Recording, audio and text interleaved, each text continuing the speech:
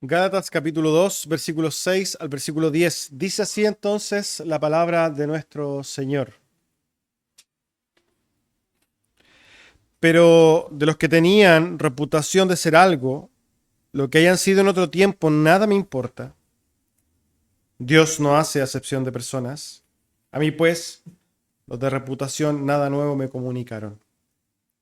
Antes, por el contrario, como vieron que me había sido encomendado el evangelio de la incircuncisión, como a Pedro el de la circuncisión, pues el que actuó en Pedro para el apostolado de la circuncisión, actuó también en mí para con los gentiles. Y reconociendo la gracia que me había sido dada, Jacobo, Cefas y Juan, que eran considerados como columnas, nos dieron a mí y a Bernabé la diestra en señal de compañerismo, para que fuésemos a los gentiles y ellos a la circuncisión. Solamente nos pidieron que nos acordásemos de los pobres, los cuales también procuré con diligencia hacer. Hermanos amados, tomen asiento. Hoy día vamos a analizar estos textos, ¿no?, que acabamos de leer, no sin antes recordar nuestras actividades. Los días miércoles a las 8 de la tarde tenemos culto de oración, al cual están todos cordialmente invitados. Los días viernes a las 8 de la tarde tenemos estudio bíblico, particularmente este día viernes tenemos el conversatorio del libro de Benjamin Kitch, ¿cierto? El cual ya saben todo, ya lo tienen todo, así que están cordialmente invitados a participar de ello. El que no tenga el libro, por favor, diríjase a nuestro hermano Ignacio para que pueda de alguna manera conseguirlo. Es un libro corto, de fácil lectura. Y obviamente el día domingo, ¿no?, guardando este hermoso día del Señor, hoy día también con un horario especial, partiendo ahora, ¿no?, con nuestro culto general, pero terminando a las 6 de la tarde el día de hoy con nuestro culto evangelístico. Así que dicho eso, vamos a la predicación del día de hoy. El título del sermón es La autoridad del apóstol Pablo, ¿no? Es importante, ¿no?, siempre que nosotros predicamos, ¿no?, de una perspectiva, de una manera, ¿no?, eh,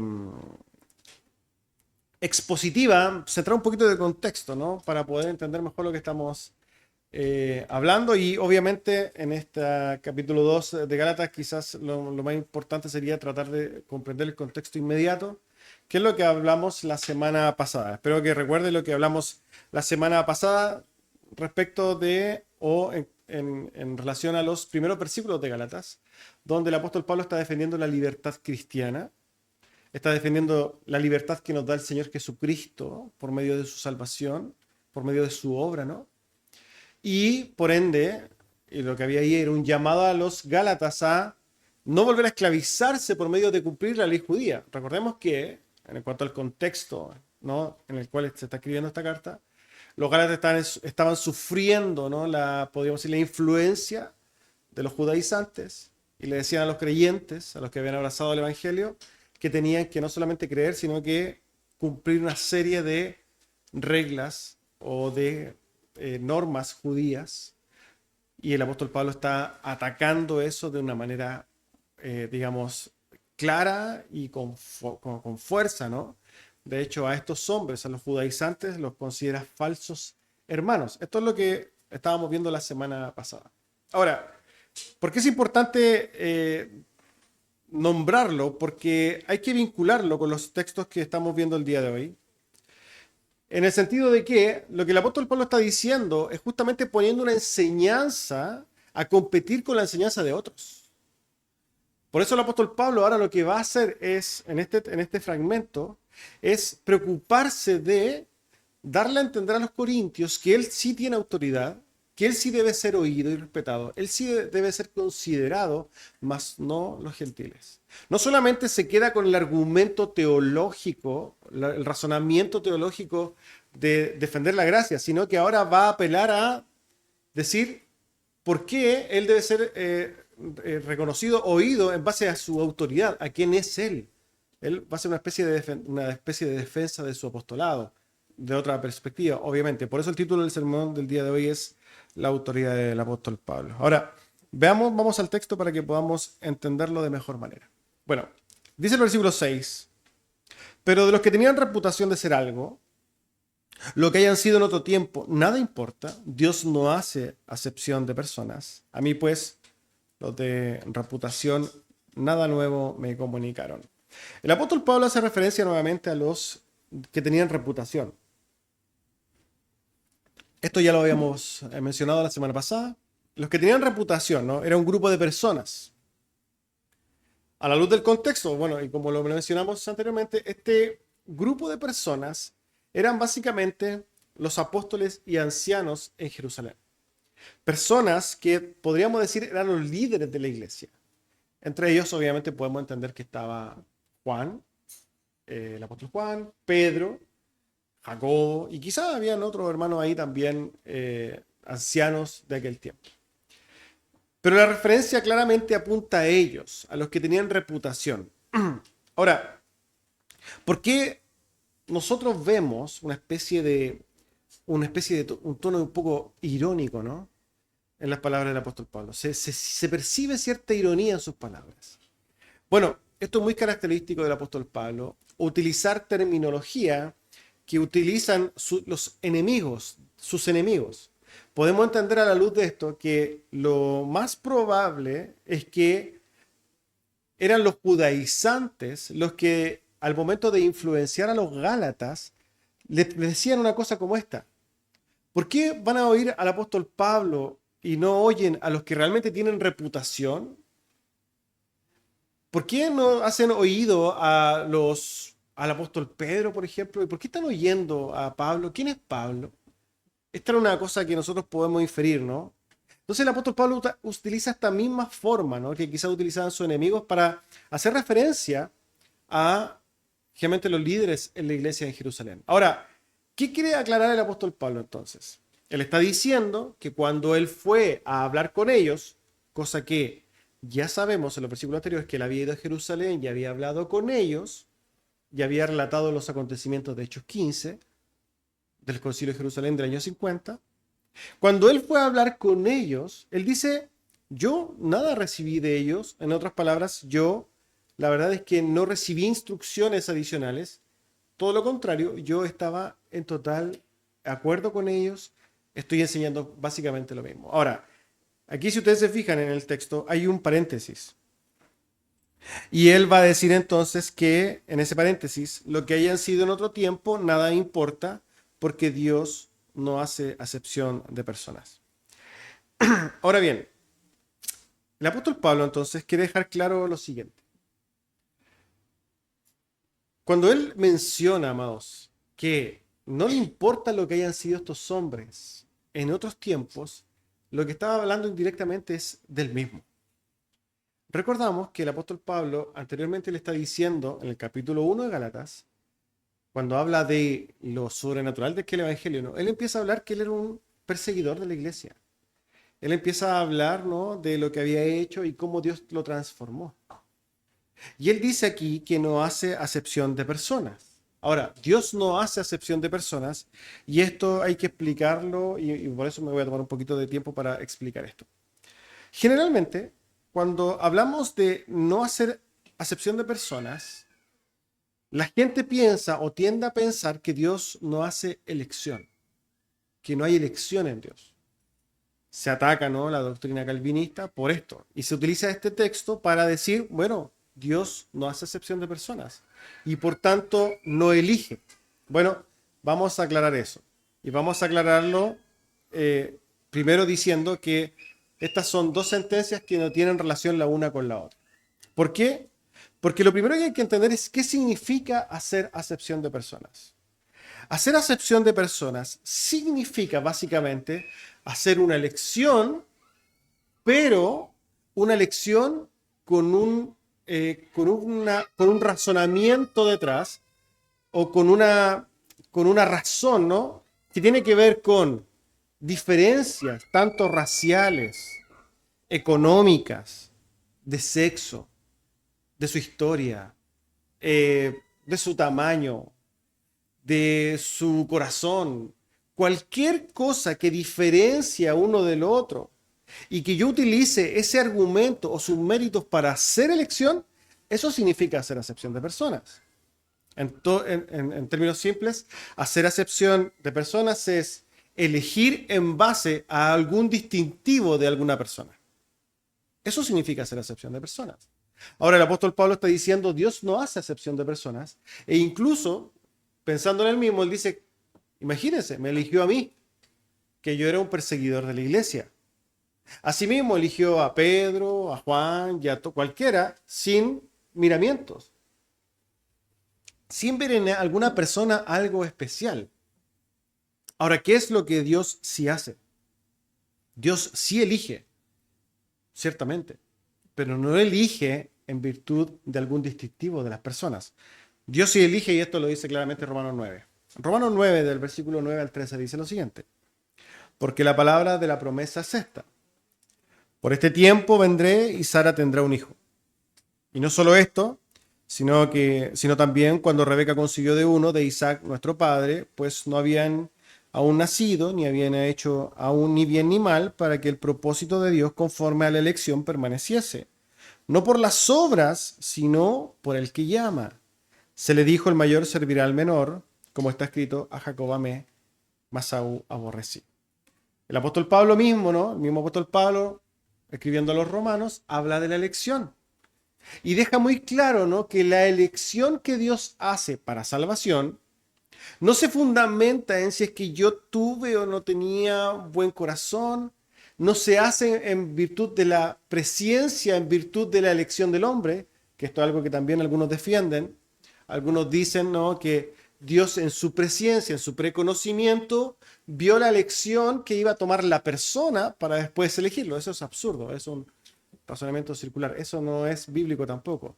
Dios elige sin tomar en consideración ningún distintivo de las personas. Por tanto, Dios no elige porque Dios vio en mí un buen corazón. Dios no me eligió a mí porque yo era moralmente responsable o recto. Dios no me eligió a mí porque yo hice muchas obras antes, o porque yo soy judío o soy griego, o por nada, hermanos. Dios, como lo dice claramente la Escritura, Dios elige conforme al pleno afecto de su voluntad. Así lo establece claramente el libro o la carta a los Efesios, que en su capítulo 1 dice así, versículo 3 en adelante. Bendito sea el Dios y Padre de nuestro Señor Jesucristo, que nos bendijo con toda bendición espiritual en los lugares celestiales en Cristo, según nos escogió en Él antes de la fundación del mundo, para que fuésemos santos y sin manchas delante de Él, en amor habiéndonos, ojo con esta palabra, predestinado para ser adoptados hijos suyos por medio de Jesucristo, y ojo con esto, según el puro afecto de su voluntad. Por tanto, amados hermanos, esto tiene algunas implicaciones, ¿no?, prácticas a la hora de nosotros vivir la fe. Porque cuando nosotros entendemos que somos elegidos sin nada distintivo que haya en nosotros, esto debe humillarnos, hermanos. Debe hacernos entender que no estamos en este lugar porque seamos mejores que los demás. No estamos en este lugar porque de alguna manera nosotros teníamos algo, no. A la hora de predicar esto se ve mucho, ¿no? Nosotros cuando vamos a predicar, y esto lo hemos conversado anteriormente, generalmente tendemos a hacer prejuicios. Vemos, ¿cierto?, al rockero que viene con camisa, polera negra, ¿cierto?, con el pelo largo, y decimos, es imposible. La pregunta es, ¿por qué hacemos nosotros juicios que Dios no hace? ¿Por qué nosotros estamos dispuestos a hacer ese prejuicio que Dios no ha hecho con nosotros? Asimismo, ¿no?, cuando nosotros vemos dentro de las iglesias locales a algún hermano que tiene un pasado bastante oscuro, nosotros no podemos utilizar eso para, de alguna manera, ¿no?, decir es que es imposible o no está bien que él, por ejemplo, sea pastor o diácono, o sea miembro de la iglesia. Y esto, aunque lamentablemente suena un poco, podríamos decir, absurdo, ¿no? Nadie diría esto, la verdad es que esto sucede mucho. En el orgullo evangélico que nosotros cargamos, generalmente vemos a alguien que vivió un pasado oscuro y decimos, no, es que esta persona no puede llegar a ser tan espiritual o no debería llegar a ocupar algún cargo en una iglesia. El apóstol Pablo está justamente defendiendo esto. No importa lo que hicieron antes, ellos llegan a ser apóstoles. No importa quién fui yo, eso no me quita mérito. El mérito entonces para las autoridades en las iglesias no se basa en lo que hayan hecho antes de convertirse. Una persona o un pastor en este caso debe ser obedecido no por las cosas que hizo antes, sino por lo que enseña, ¿no? Y por lo que haya recorrido en el Señor. Porque cuando nosotros llegamos al Señor Jesucristo, cuando nosotros llegamos a la gracia, la Escritura dice, ¿cierto? En Corintios que todas las cosas son hechas nuevas. Y no importa, hermanos, si es que aquí alguien era narcotraficante, porque si realmente de manera genuina el Señor derramó su gracia en él o en ella, es un hermano igual que nosotros. Todos somos iguales en este sentido. Nosotros no podemos juzgar su pasado, más podemos juzgar lo que él enseña. Y esto tenemos que tener muy claro. Y el apóstol Pablo justamente está esbozando este argumento. No pueden juzgarme a mí por lo que yo fui, sino que júzguenme por lo que enseño. Y yo les estoy diciendo que yo estoy enseñando lo mismo que los apóstoles. Por eso le está defendiendo su autoridad. Yo cuando fui donde ellos, a mí no me enseñaron nada nuevo. Lo que está haciendo el apóstol Pablo entonces es decir, ustedes deben considerarme autoridad. ¿Por qué? Porque cuando yo fui donde los apóstoles, estos hombres de fama o de renombre, yo estoy enseñando exactamente lo mismo que ellos. Por tanto, entonces ustedes deben obedecerme, porque yo estoy diciendo el mismo mensaje que por lo demás son mis enemigos que están ensalzando. Mis enemigos ensalzan al apóstol Pedro, ensalzan no al apóstol Juan. Está bien, son apóstoles. Ahora yo estoy enseñando lo mismo, entonces deberían obedecerme de la misma manera. Ahora, en la misma línea el apóstol Pablo sigue diciendo, versículo 7 en adelante.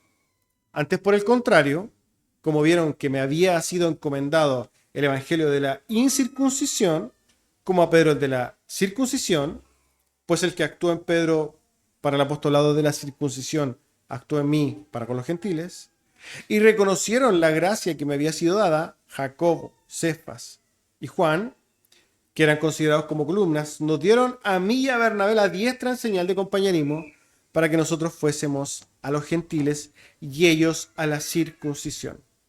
En primer lugar aclaramos, ¿no?, que ya, y esto quiero, la gran mayoría lo entiende, los de la circuncisión son los judíos en general, judíos en la carne, y los de la incircuncisión equivalen a los gentiles. Solamente una aclaración. Ahora, el apóstol Pablo entonces usa sus palabras de manera magistral, hermanos. Él está defendiendo, él está planteando un argumento, una defensa. Y el razonamiento justamente de él apunta a esto, de manera, podríamos decir, muy inteligente, ¿no? Él entonces dice, a ver, ¿son mis enemigos los que ensalzan a los apóstoles y los defienden? Aquí nosotros entendemos otra cosa, ¿no? Generalmente, nosotros podríamos comprender que cuando los judaizantes iban a tratar de introducir su doctrina, obviamente venía un sesgo judío, ¿no? Ahí venía toda esta esencia judía y ellos no citaban muchos temas, podríamos decir, doctrinales de los apóstoles, más citaban la doctrina de Pablo como como un enemigo. Se presentaban como representantes o hermanos de Pedro y de Juan, pero no citaban su doctrina, siendo que la doctrina del apóstol Pedro y la del apóstol Juan era exactamente lo mismo. Ahora, lo que va a hacer el apóstol Pedro entonces aquí es justamente decirles, miren, ¿quieren entender algo en realidad? Los apóstoles, los que se consideran columnas en la iglesia, o columna, ¿no? ¿Qué hace una columna? Una columna es la que al cuerpo le da firmeza, ¿no? En la columna, podríamos decir que la columna es la que le da la fortaleza al cuerpo. ¿Cómo sería un cuerpo sin columna? Sería un cuerpo imposible de sostenerse de pie, ¿no? ¿Por qué? Porque ahí descansa toda la tensión, ¿no? Todo el peso, la columna lo mantiene. Ahora, Cefas, el apóstol Pedro, Juan, el apóstol Juan, y Santiago, Jacobo, el hermano de Jesucristo, eran considerados como columnas de la iglesia. Eran los que le daban tanto visión como sostén y firmeza a la iglesia. Cualquier persona que llegara a una iglesia y le dijera, no, pero sabes que yo desecho la doctrina del apóstol Pedro, ellos obviamente iban a ser rechazados inmediatamente. ¿Por qué? Porque eran las columnas de la iglesia. Ellos determinaban o ellos representaban, podríamos decir, un estándar para decir si es que era algo bíblico o no bíblico. ¿Quién ha suplido, no? ¿Quién es la columna de la iglesia hoy día? ¿Cuál es el sostén de la iglesia hoy día? La doctrina que ellos mismos dieron, los apóstoles, y que está impresa en nuestras escrituras. El día de hoy, si quisiéramos hacer un paralelo, la columna de la iglesia hoy día es la escritura, es la doctrina de los apóstoles. Por eso nosotros creemos y somos una iglesia apostólica, ¿no? ¿Por qué? Porque nuestra doctrina descansa en los apóstoles. Fíjense lo irónico de esto. Hoy día, entonces, cualquier persona o cualquier iglesia debería decir, bueno, si tú no traes una doctrina de la Biblia, entonces te desechamos. Pero no es lo que sucede, ¿no? La gente llega con cualquier cosa diciendo, no le interesa si está en la Biblia, ¿por qué? Porque hoy día cualquier grupo de gente se autollama iglesia, pero no descansa en la columna, que es la escritura. Ahora bien, el apóstol Pablo entonces lo que hace es poner como referencia la columna de la iglesia para decir, yo estoy en total acuerdo, yo estoy en comunión, yo estoy en unión y en un espíritu con ellos. Yo cuando fui a hablar con ellos, ellos me reconocieron. Ellos vieron la gracia dada por Dios a mí. Ellos, la columna de la iglesia, me ponen como representante. Entonces nosotros entendemos claramente que el apóstol Pablo está defendiendo justamente la autoridad que tiene sobre los Gálatas. Pensemos los Gálatas. Los Gálatas eran personas, ¿no?, gentiles. Su cultura, su historia no tenía ningún entendimiento de las escrituras. Esto era algo nuevo para ellos. Cuando se les presenta entonces la salvación por fe, el evangelio, ellos no tenían que tener un estudio sistemático del Antiguo Testamento, ¿cierto? ¿No? A ellos se les llevó a predicar el evangelio, tal como era. Algunos elementos básicos, obviamente, del evangelio. Pero historia judía, la nación judía, ellos no tenían por qué entenderla. No era algo que ellos tenían que saber. Ahora, ellos abrazan el evangelio, creen en Jesucristo, el Salvador, resucitó, etc. Y llega un grupo de judíos, de los cuales se supone que viene la fe, y empiezan a ejercer con ellos y a contarles historia. Y a decirle, mira, pero es que mira lo que dice el Antiguo Testamento, y mira lo que dice nuestro Tanaj, y empiezan a contar una serie de cosas y le dan una nueva interpretación a ellos. Esto lo digo, hermanos, de alguna manera para justificar la inocencia, ¿no?, o la falta de entendimiento de los Gálatas. El hecho de que los Gálatas hayan sido insensatos, ¿cierto?, es justamente por su ignorancia. Los Gálatas eran ignorantes, eran gentiles que habían abrazado la fe, pero que no entendían mucho. Entonces, cuando vinieron los judíos, los judaizantes particularmente, a decirle, mira, no, sí está bien, lo que te enseñaron de la gracia está bien, pero adicionalmente tú tienes que hacer esto, entonces ellos cayeron. Ahora, ¿qué pasa cuando alguien está engañado? Alguien por ahí dijo lo siguiente: es mucho más fácil engañar a alguien, ¿cierto?, que sacarlo de su engaño. Nosotros hemos tenido la oportunidad de compartir con personas, ¿no?, testigos de Jehová, adventistas, y todo tipo, ¿no?, de iglesias y denominaciones que son derechamente heréticas. Solo Jesús. Y están engañados, ciertamente.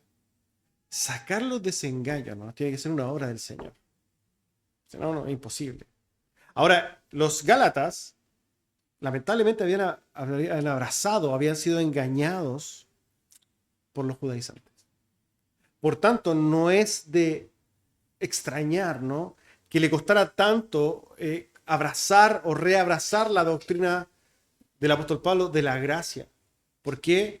Porque la gracia es impresionante. Cuesta creer en nuestro espíritu humano, ¿no? En nuestro corazón, que ya no necesitemos obras. De hecho, veamos la iglesia del día de hoy. Hoy día la iglesia no cree estas cosas. La iglesia profesante, vamos a entender. La iglesia profesante no cree que podemos ser salvos por la gracia. No lo acepta, de hecho, reclama contra ello. Qué irónico, ¿no? Que la iglesia profesante reclame contra la salvación por gracia. Es imposible, ¿no? Son mentirosos, son satánicos. Así nos dicen a nosotros los calvinistas, ¿no sabían? ¿No se lo han dicho? Muy probablemente se lo haya dicho alguien por ahí. El calvinismo es satánico. ¿Por qué? Porque es inconcebible que alguien sea salvo solamente por la fe. No puede ser. Bueno, esto es el Evangelio. Nosotros somos salvos solamente por la fe. Y el apóstol Pablo está defendiendo esto. Esto lo estoy explicando solamente para que tengamos una idea de la dificultad que hay en el corazón de los Gálatas de poder reabrazar la salvación por la fe. Y es por eso que el apóstol Pablo está escribiendo una carta justamente para exhortarlos en este sentido y que ellos puedan entonces salir nuevamente de esa esclavitud que habían reabrazado. Y da argumentos y argumentos para decir, hermanos, somos salvos solamente por la gracia. La doctrina que el apóstol Pablo trae es solamente por la gracia. Ahora, miremos este texto un poquito de más lejos, ¿no?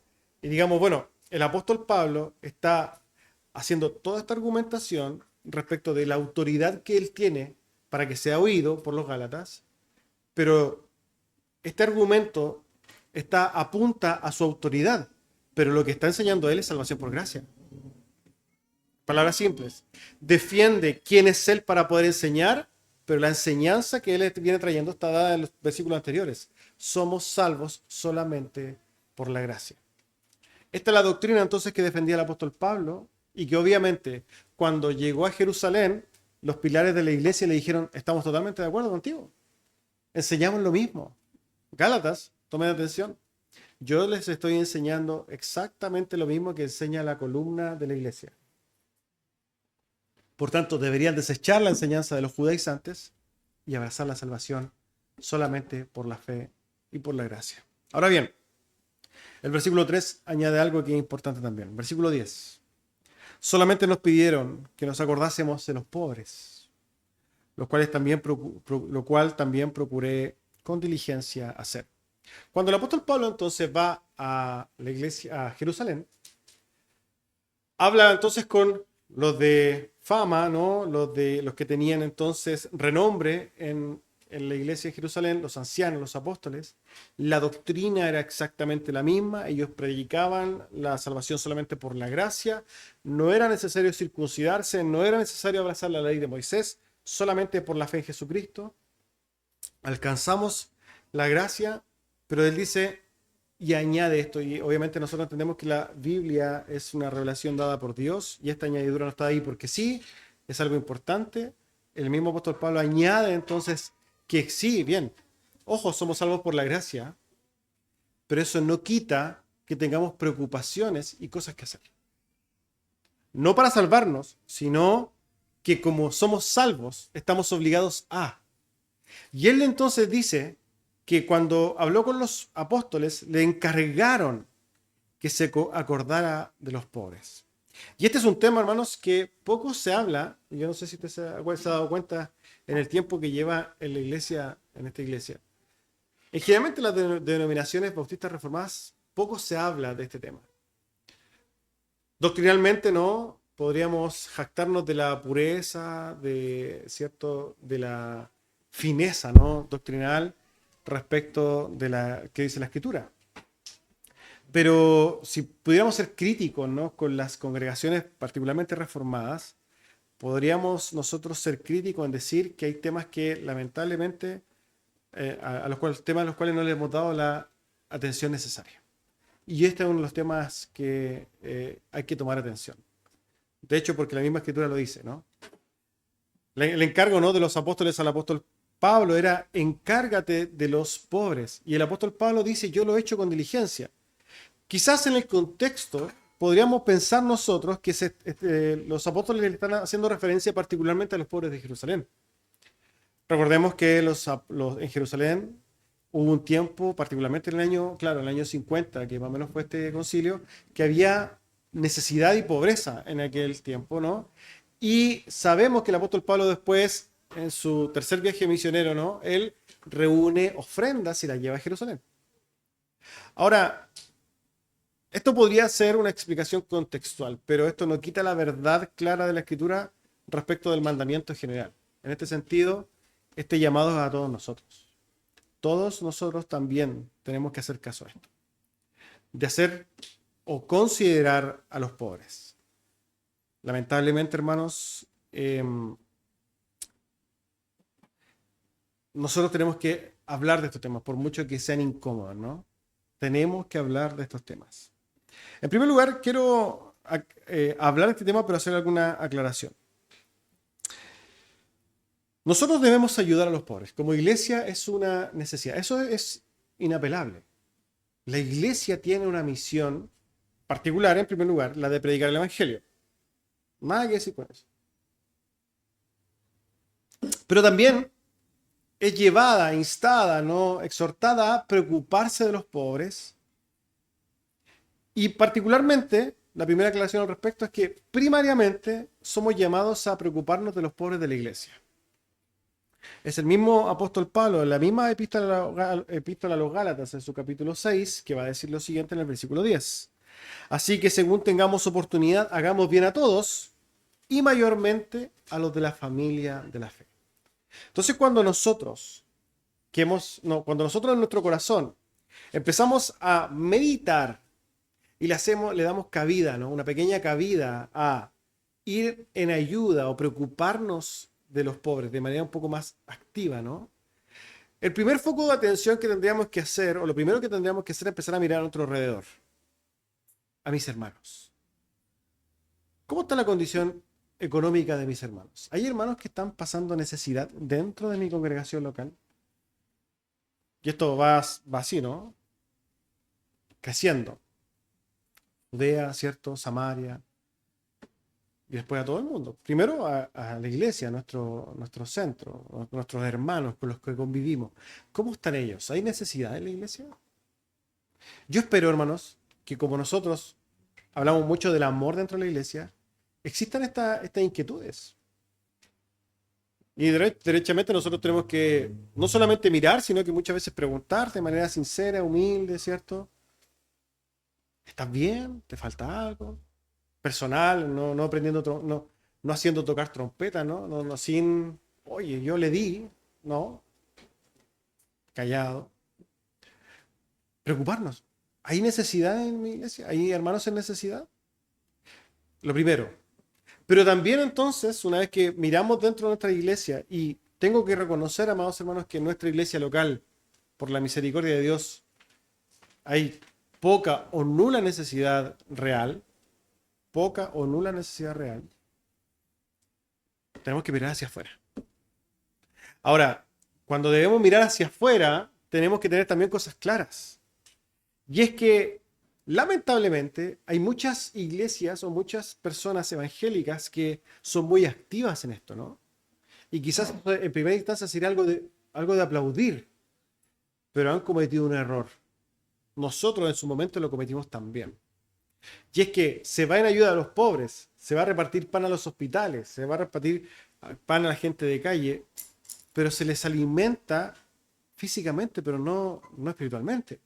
O sea, se les lleva ayuda a los pobres, se hacen actividades, activismo social, pero no se predica la escritura. Nosotros tenemos que llevar primariamente el evangelio acompañado con el pan. No el pan sin el evangelio. Si nosotros llevamos solamente el pan, estamos cayendo en un error. Estamos cambiando, ¿no?, nuestra misión principal de predicar el evangelio por una ayuda social. Y eso, hermanos, no puede ser. Eso está equivocado. Por tanto, lo que tenemos que hacer nosotros ahora es pensar cómo ayudamos y qué haremos para ir en ayuda de los pobres, de los necesitados, juntamente entonces con el Evangelio, la predicación, las buenas nuevas de salvación. El mensaje entonces que saca a las personas de las tinieblas a su luz admirable. Ahora, debemos ser diligentes en esto. Debemos nosotros seguir el ejemplo del apóstol Pablo y tomar diligencia en esto. Y ¿saben qué? Mientras meditan estas cosas, empecé a meditar respecto de las personas que están en pobreza. Cuando hablamos de los pobres, podríamos nosotros hacer podríamos decir, una reflexión, añadidura, ¿no? O una aplicación a todo tipo de pobres. Pobres entendiéndolos como necesitados. Hay lugares donde la iglesia tiene que ir. Cuando nosotros miramos hacia afuera, salimos de nuestra propia realidad y algo maravilloso que, hermanos, esto nos tiene que hacer reflexionar en gratitud, ¿no? Vivimos bien, vivimos contentos, estamos bien alimentados, tenemos techo. No hay gente, gracias al Señor aquí, viciosa, ¿no? No hay gente drogadicta. Pero fíjense que afuera hay gente no analfabeta. Aquí todos saben leer, pero hay gente afuera que no sabe leer, todavía en este siglo XXI. Hay gente, ¿no? Malnutrida. Hay gente que realmente no come, no come, no come bien y muchos ni comen, ¿no? Come lo mínimo. Hay, bueno, extranjeros, ya sabemos, hay mucho extranjero que viene sin nada. Hay mucha gente pobre, hay muchos ignorantes, hay mucha gente enferma, hay mucha gente solitaria, hay muchos ancianos, hay muchas personas desesperadas, gente con depresiones, hay gente que está perdida, hay alcohólicos, hay drogadictos, hay desvalidos, hay explotados, hay huérfanos todavía. Y de manera muy autocrítica, ¿no? Deberíamos pensar esto, bueno, ¿y cómo yo veo estas cosas? ¿Realmente me importan? ¿O hay algo que pueda hacer? ¿O yo voy a vivir derechamente toda mi vida preocupado de mi propia economía, de mis propios, ¿no? De mi propio núcleo familiar, ya de mi iglesia? Pero, hermanos, el otro día estábamos viendo, ¿no? Les comenté la película del apóstol Pablo, y hay una sentencia muy buena, ¿no? De, mm, de una de las protagonistas, se me olvidó el nombre ya. Pero ella dice, Priscila. Ella dice, somos la luz de Roma. Ya sabemos que cómo estaba Roma. Roma mataba a los creyentes, era abuso, los huérfanos estaban botados en la calle, eh, violaciones, robos, etcétera. Un desastre cuando Nerón era emperador. Y ella dice, nosotros somos la luz de Roma. Este mundo, hermanos, si bien está mucho más civilizado que Roma, sigue siendo un mundo muy oscuro. Afuera hay mucha oscuridad. Afuera hay mucha tristeza. Afuera hay mucha necesidad, hermano. Y el punto es, ¿nosotros podemos hacer algo por ello? ¿Por eso? ¿Por ellos? Muchas personas se preguntan, generalmente en iglesias de corte reformado, se pregunta mucho, ¿qué puedo hacer?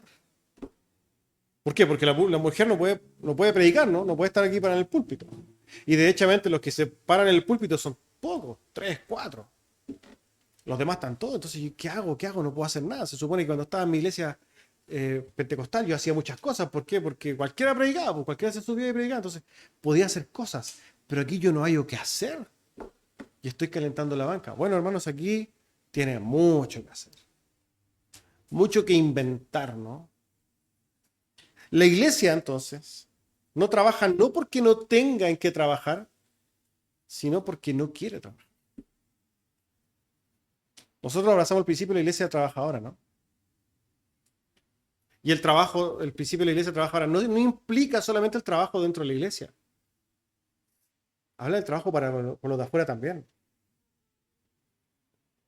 Entonces el llamado, ¿no? El llamado final respecto a este tema es a quitar los ojos de nosotros. Piense en usted, piense en sí mismo. Usted hoy día está muy preocupado de usted, de su bienestar, de sus necesidades, de sus cosas, de sus proyectos. Está muy ensimismado, ocupando todo el tiempo en ello. Y por lo demás, déjeme decirle, lamentablemente esto es así y no hay nada que hacer, es parte de nuestra realidad, así lo establece Eclesiastés. El ojo nunca se cansa de ver, el oído nunca se cansa de oír. Usted va a seguir trabajando en usted, en usted, en usted y la verdad es que no va a encontrar satisfacción nunca. Pero afuera hay gente que necesita de sus energías, hay gente que necesita de su atención, hay gente que necesita de su ayuda. Mire, quizás si usted empieza a pensar, oye, ¿sabes que sí? Tiene razón.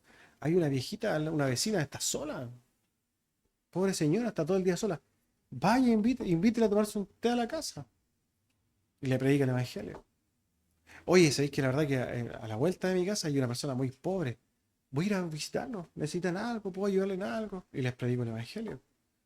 ¿Sabes que la verdad que tengo un primo drogadicto? Ven, sé que quiero darte consejo. No lo meta a la casa, obviamente, porque hay que saber ayudar, ¿no? Pero, o sea, no lo vaya a vivir con usted porque esto es algo natural, tiene que ser sabio, ¿no? Pero invítelo a su casa, converse con él, trate de buscar alternativas. Qué maravilloso sería que como iglesia nosotros tuviéramos un centro de rehabilitación, ¿no? Sería maravilloso. Ojo, esto no es evangelio social, esto es algo que tenemos que hacer porque podemos hacerlo. Un centro de rehabilitación donde podamos predicar, pero también podamos servir y que sea un lugar donde trabajemos voluntariamente. ¿Ustedes saben cómo nacieron los orfanatos? Los orfanatos es una herencia cristiana, ¿saben? En tiempos donde los niños estaban botados en la calle, ¿qué hacía la iglesia? Tomaba a esos niños y los adoptaba como hijos. Y los criaba como hijos. Es que en esos tiempos la iglesia estaba más pendiente, ¿no? De realmente de servir más que de sus propios propósitos. Y así nace entonces, con el tiempo, los orfanatos. Hoy día la iglesia ni siquiera quiere adoptar. No hay un tema. Hay un montón de niños que están ahí para ser adoptados, pero la iglesia ni siquiera quiere hacer eso. ¿Por qué? Porque en muchas ocasiones no quieren darle su tiempo, no quieren morir a sí mismos, no quieren sacrificar por lo demás. Hermanos, hay mucho que hacer. La invitación final no es a mirar las necesidades que podamos ver a nuestro alrededor y ver qué podemos hacer. Y si usted dice, oye, pastor, que quiero hacer algo como iglesia, invitar a mis hermanos porque vamos a hacer, no sé, algo que usted se le imagine, bienvenido, pues, hermano. Vemos cómo hacemos para equilibrar esto en que podamos predicar el evangelio y a la misma vez ayudar. Amén. Bueno, dicho eso, hermanos, vamos a orar al Señor para terminar. Amado Señor, queremos darle gracias por su palabra. Gracias, Señor, por permitirnos escudriñar y examinar su palabra y en ella, Señor, encontrar enseñanza y exhortaciones para nuestra vida. Damos gracias, Señor, por estar en este lugar, porque estamos, Señor, expuestos a su palabra solamente por su misericordia. Le rogamos que obre en nuestros corazones cada día para que podamos vivir cada día de manera más entregada, menos centrada en nosotros mismos. Damos gracias en el nombre de su Hijo, amado Jesús. Amén.